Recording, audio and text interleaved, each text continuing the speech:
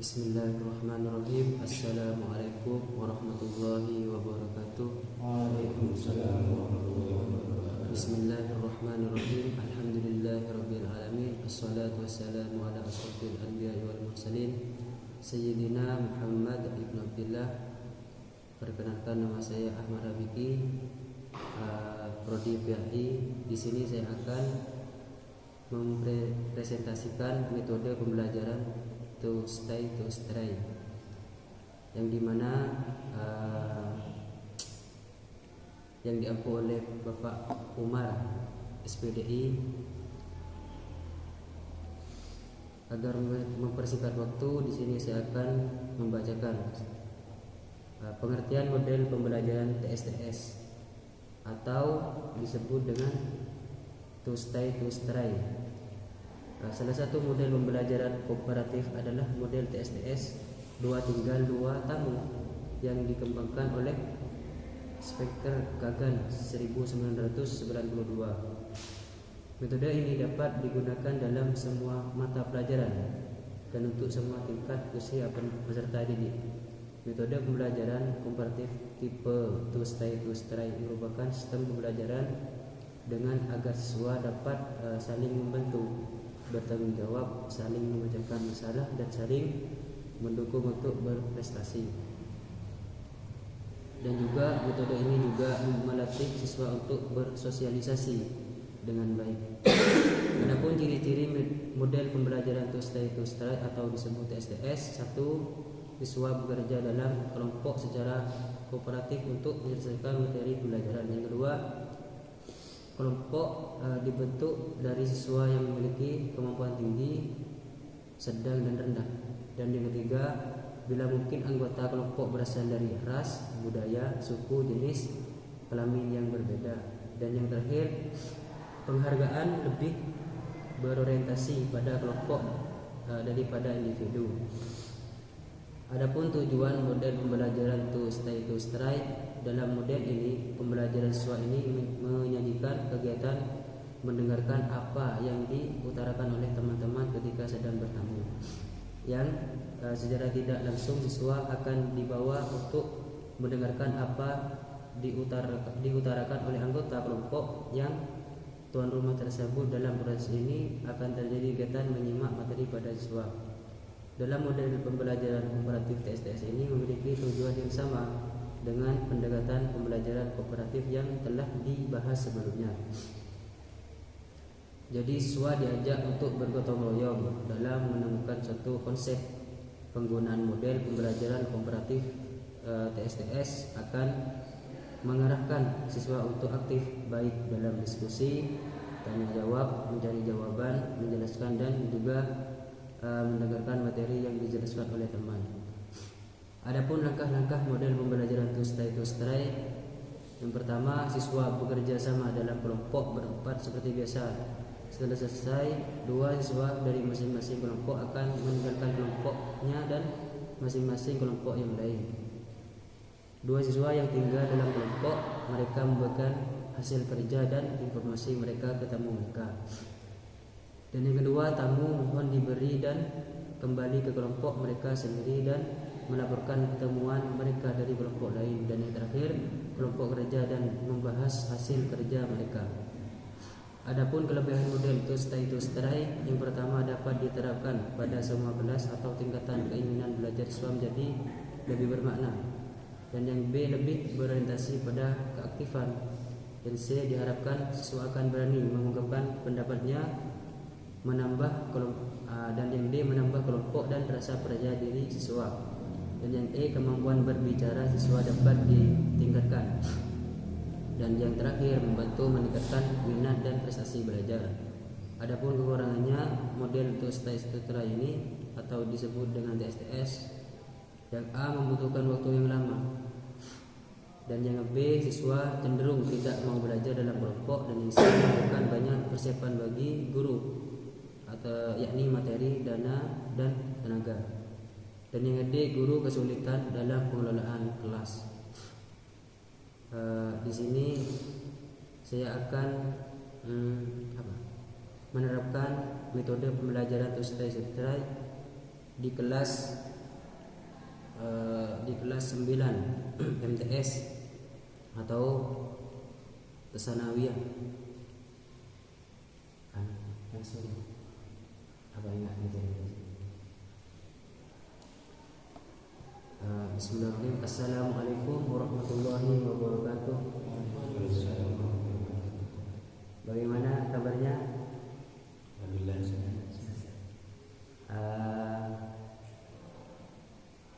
Siapa yang tidak masuk sekarang ini?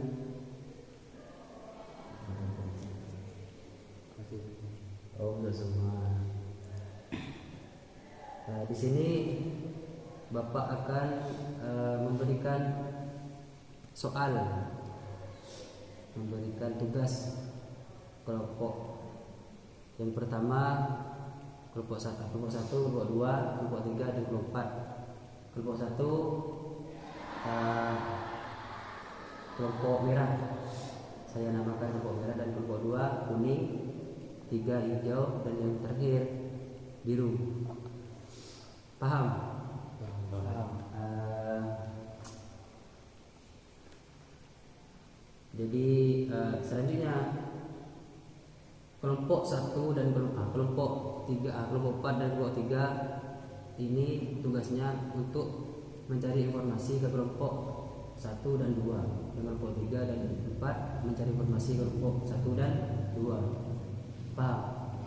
Sebaliknya nanti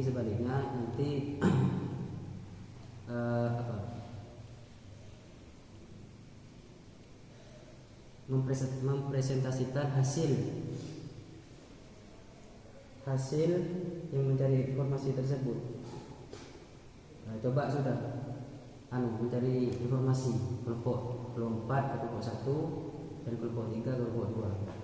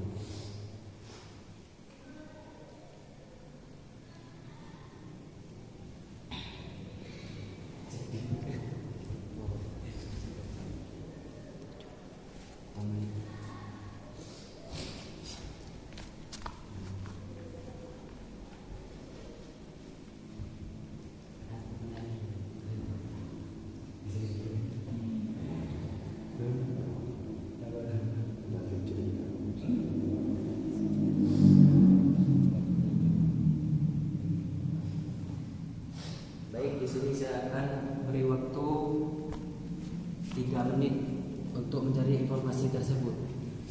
Nanti memperagakan hasilnya. Masih kurang 2 menit.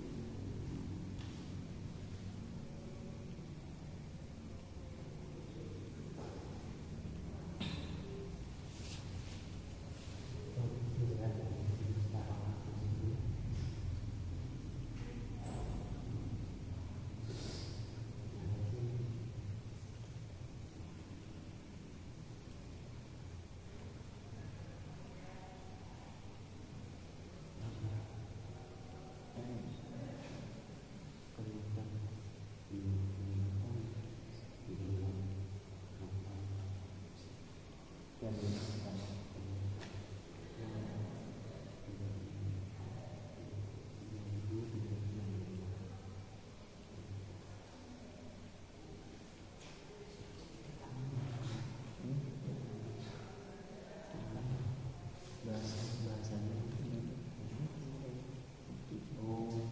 1000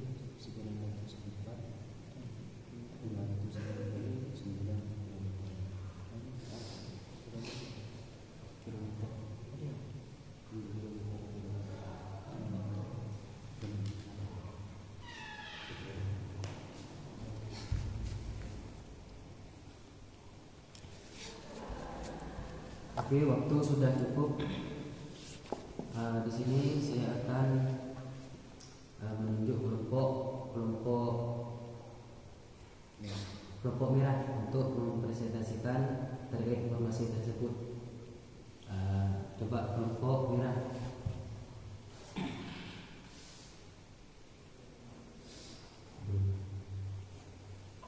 Baik, assalamualaikum warahmatullahi wabarakatuh. Waalaikumsalam warahmatullahi wabarakatuh. Saya dari kelompok merah akan menjelaskan tentang negara Brunei Darussalam. Brunei Darussalam adalah negara berdaulat di Asia Tenggara yang terletak di pantai utara Pulau Kalimantan. Negara ini memiliki wilayah seluas 5.765 km yang menempati Pulau Kalimantan dengan garis pantai seluruhnya menyatu laut Tiongkok Selatan, dan ibu kotanya Bandar Seri Begawan. Mata uang dolar, dan penghasilan Brunei selama 1 tahun mendapat penghasilan rata-rata 445 juta. Tentunya warga Brunei hidup sejahtera dengan penghasilan 37 juta per bulan. Sekedar diketahui sumber daya alam atau disingkat dengan SDA berupa gas dan minyak bumi. Dan iklimnya tropis lembab dengan suhu rata-rata 24 derajat Celcius. Dan nama tokoh-tokoh Brunei ada 3, di antaranya Muhammad 1408 sampai 1415, 2 Ahmad 1415 sampai 1425, yang terakhir Syarif Ali 1425 sampai 1433. Mungkin itu dari kelompok merah. Oke, terima kasih Mas Alvin sudah mempresentasikan, sudah menjadi informasi apa itu informasi tentang Brunei Darussalam. Lanjut kelompok kuning untuk mempresentasikan hasil informasi tersebut.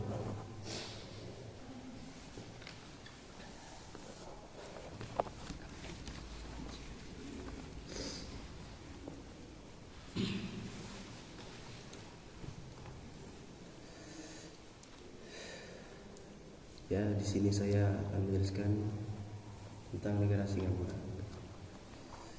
Baik, Singapura adalah sebuah negara pulau di lepas ujung selatan semenanjung Malaya, 132 km di utara Khatulistiwa di Asia Tenggara. Negara ini terpisah dari Malaysia oleh Selat Johor di utara dan dari Kepulauan Riau, dan Indonesia oleh Selat Singapura di selatan. Dan iklimnya berada di antara Indonesia dan Malaysia, yaitu iklim tropis, hangat dan lembab sepanjang tahun dengan suhu rata-rata sekitar 23 derajat Celcius sampai 32 derajat Celcius. Dan agamanya mayoritas agama Buddha 33% dan Tao 11% dan Islam 15%. Dan Kristen juga 18%. Dan Kristen 5,1%. Dalam bidang ekonominya, Singapura merupakan negara maju yang sangat mengandalkan sektor industri sebagai kegiatan ekonominya. Ya, yang saya bisa jelaskan. Oke, terima kasih kepada kelompok kuning yang sudah mencari informasi terkait negara Singapura. Lanjut kelompok hijau untuk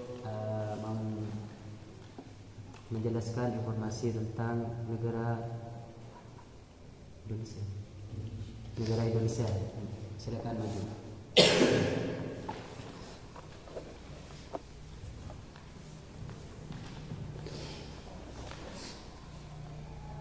Assalamualaikum warahmatullahi wabarakatuh. Waalaikumsalam.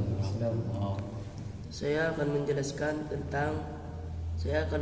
tentang negara Indonesia.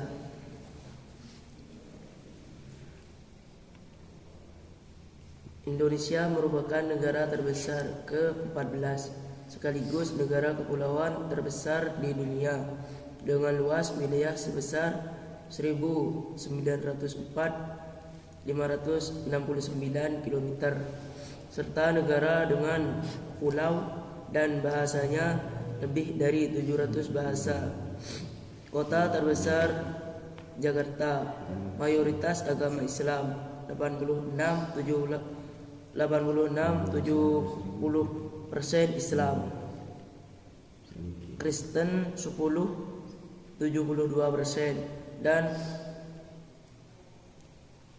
dan Protestan 7-60% dan 3-12% Katolik. Semboyan negara Indonesia adalah Bhinneka Tunggal Ika. Kementerian Pendidikan dan Kebudayaan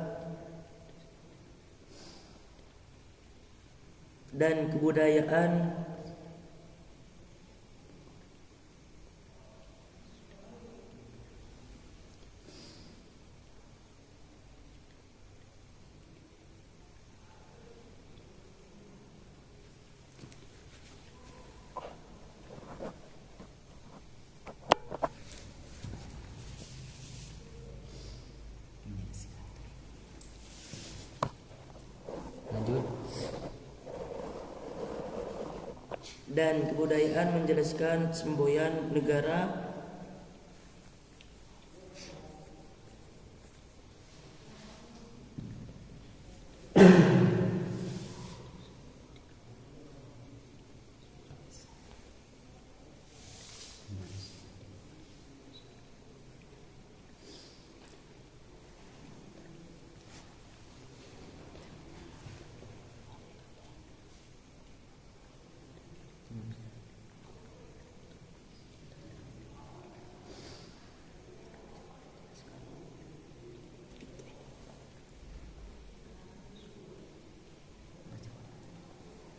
menjelaskan semboyan negara Indonesia adalah Bhinneka Tunggal Ika sebagai dasar untuk menunjukkan persatuan dan kesatuan Indonesia.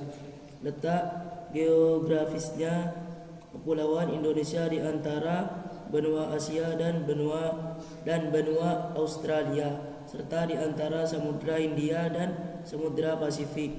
Dengan demikian wilayah Indonesia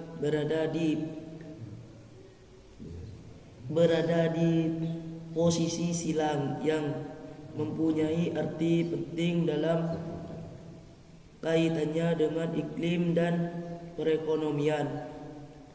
Tarian daerah Indonesia dan asalnya. Tari Tortor dalam kurung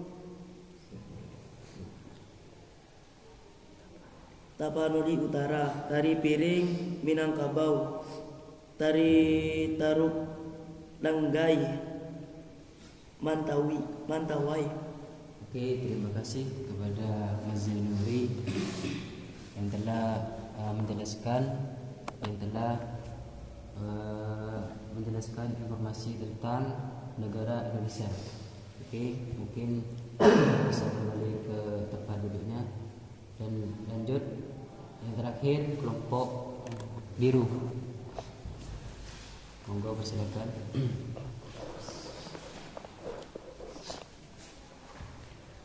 Assalamualaikum warahmatullahi wabarakatuh. Waalaikumsalam warahmatullahi wabarakatuh. Saya dari kelompok biru akan menjelaskan negara Malaysia.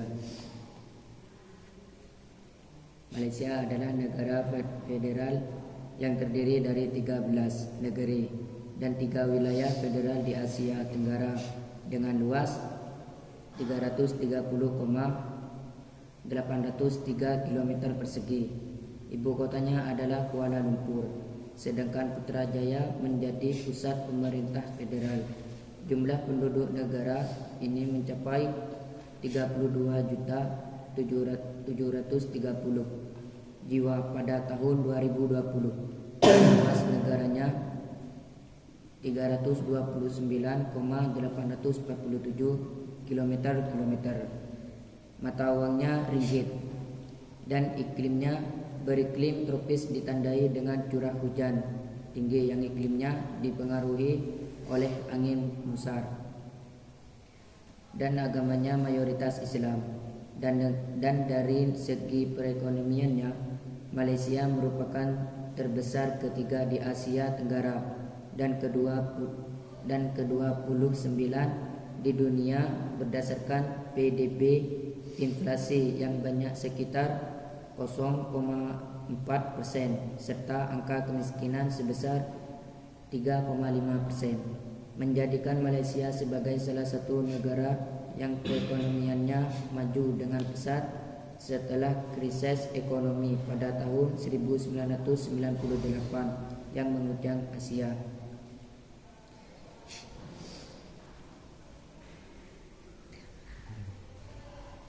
Oke, terima kasih kepada kelompok biru. Mungkin bisa kembali ke tempat duduknya masing-masing. Lanjut, di sini saya akan menanyakan atau akan bagian kuis. Pertama, negara di dunia, mungkin ada yang tahu ada berapa negara? Ada yang tahu negara di dunia? Mungkin ada yang tahu? Kelompok kuning ada yang tahu?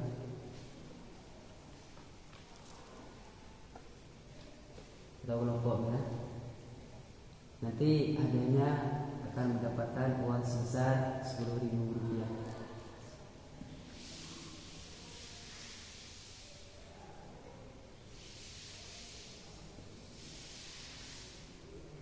Kalau nggak tahu, Bapak jawab sendiri. Jadi di dunia itu ada 241 negara,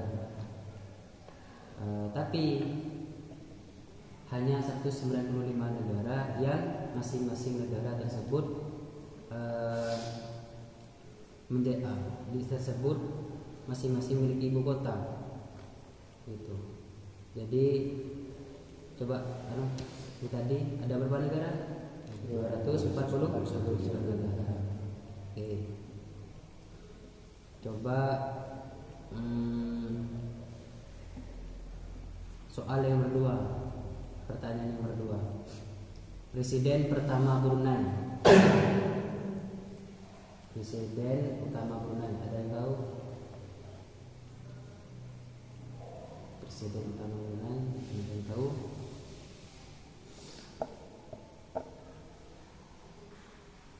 Tidak ada yang tahu?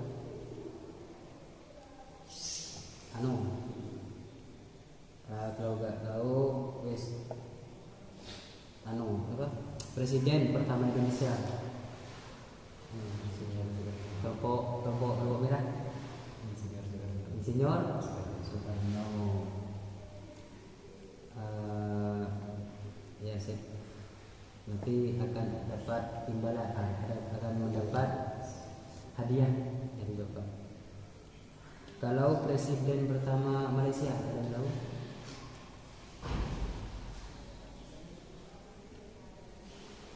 Malaysia.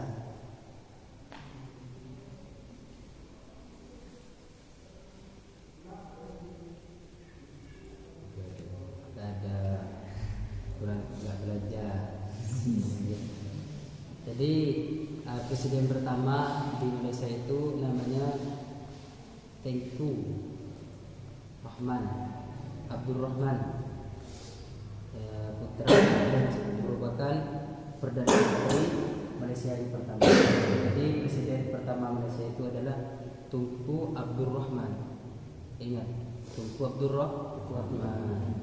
Kalau presiden pertama Brunei itu adalah Begawan Sultan Sri Muda Ahmad Ali Saifuddin, waris putra mahkota Al Muhtada Billah. di mana masa penabatannya itu 1 Agustus 1968. Dan sistem pemerintahnya itu apa kalau Brunei? Apa kerajaan, apa republik? Ya, apa no? Kerajaan lah. Maka dari itu siapa namanya? Begawan Sultan Sri Muda ini menjadi pengganti dari seorang ayahnya. Kalau Indonesia sistem perintahnya Presiden. Republik, artinya bukan keturunan. Kalau sistem pemerintahannya kerajaan itu sistemnya keturunan sampai kapanpun. Kalau republik siapa saja. Dan yang terakhir, negara tertua di dunia.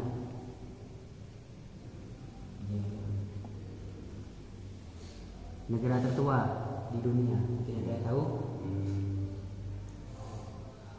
Terus ingat saya negara Amerika Serikat. Amerika Serikat. Ya. Mungkin berkoin lain.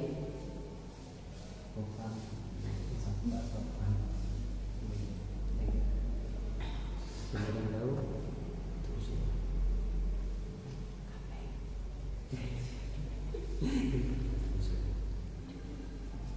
Jawabannya melenceng. Jadi negara tertua dunia itu Mesir sekitar 600 Masehi. Berarti kalau ditahunkan